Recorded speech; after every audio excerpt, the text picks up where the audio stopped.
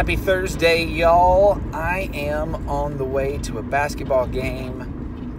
I'm stuck in traffic for the most part, so I thought I would give this a shot and see if I could communicate with y'all and knock out two birds with one stone. Let's see what happens.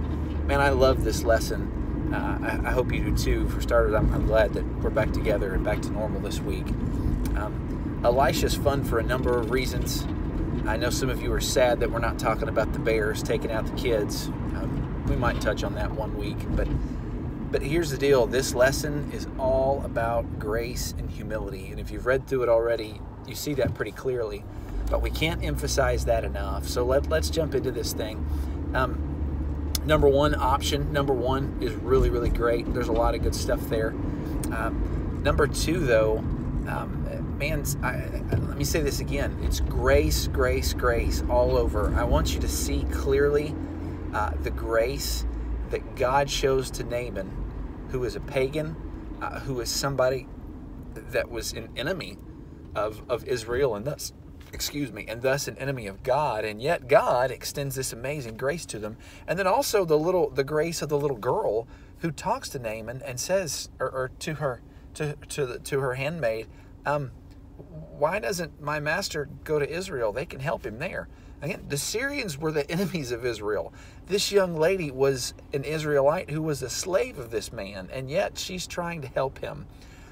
That's not Stockholm Syndrome. That's incredible, insane, even use the word reckless grace, because that's a word that our students are familiar with right now. It's grace to the highest degree. Help them see that, because that's so, so important. The grace that God shows us and the grace that we show to other people, that's what saves individuals. And then the next thing you need to know, and I would emphasize this point 2 or 3 different times, we cannot save ourselves. That's got to be an overwhelming theme of the weekend. We can't spiritually save ourselves. We often can't physically save ourselves either. We need God's help and we need other people's help. Well, in order to acknowledge that, we need extravagant humility. For our kids that went to D now, we talked about humility over the weekend. In fact, we used this definition of humility, and I want to go ahead and tell you what it is. Humility is not saying that I don't have power. Humility is acknowledging that I do have power, but I'm not the source of it. Power comes through me. It doesn't come from me. In other words, the skills that I have, the intelligence that I have, the resources that I have, the looks that I have, everything I have in my life, everything that makes me, me, I didn't get from myself. God gave those things to me. And it takes an incredible amount of humility to admit that. Not everybody's so good at that. But we've really got to help our students understand that. Naaman was a guy that didn't understand humility, at least until God, via grace, notice God didn't beat humility into him. God instilled humility into him via grace. That's so, so important. We've got to help our students understand this concept. It's a big, big deal. Let me encourage you, read real intently the second paragraph on page 31, because golly, does that just nail the heart of this lesson so, so well.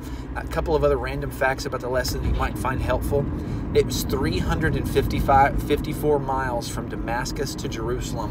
So that's how far that Naaman would have traveled in order to pull this healing off. Just to show you his willingness and his desperation to get some help. And he had tried every other avenue to get help, and it just didn't happen. So that's a pretty big deal. I had a conversation this morning with one of you about, hey, what's up with the dirt thing? Why did Naaman want dirt instead of money or whatever else? And it's put on your Texan hat and think like a Texan. If you've ever moved outside the state and you love this state as much as I do, then you know that a lot of Texans take Texas soil with them to remember how important and precious our beautiful state is. Well, I did that when I left to go to Arizona. I did that when I left to go to college in Arkansas. In fact, I was ready whenever Anson was born. I had soils from Anson, Texas, that I was going to throw under the hospital bed so that my son was born on Texas soil. A lot of Texans do that. Maybe we're out of my mind, I don't know. But here's the deal. The point's this, is Naaman was now considering himself an Israelite. And so he was going to go home and he was going to build an altar to God, and he considered, it's kind of superstitious, he thought God is the God of the Israelites, and so I'm going to build an altar on Israeli soil when I get home. Again, it's a superstitious thing, but it's a genuine desire to worship the Lord. So don't miss that. Point that up to the students. It's kind of fun, but also just really, really sincere. And then I would say again, guys, we can't save ourselves. Help the students know that. We need Jesus desperately, and we need each other desperately. I love y'all. Have a great weekend. We'll talk to you later. Bye.